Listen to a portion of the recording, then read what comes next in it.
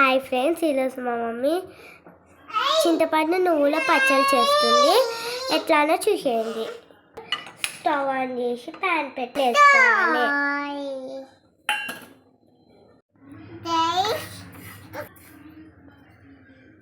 నువ్వులు చిట్టపట్టు అయితే stove off చేసేసుకోండి.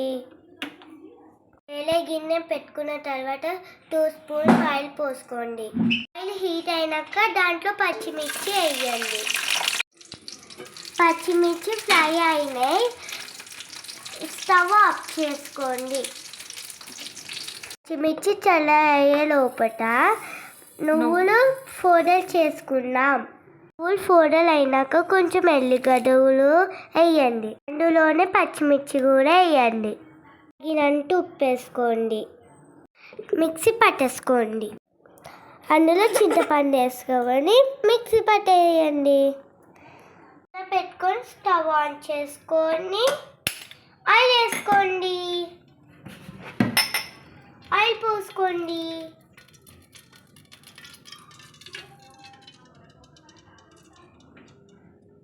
ఆయిల్ హీట్ అయినాక పోపు గింజలు వేసుకోండి.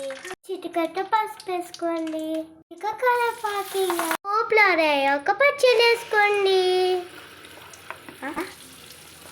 పచ్చడి రెడీ అయిపోయింది. లైక్ చేయండి, షేర్ చేయండి, కామెంట్ చేయండి.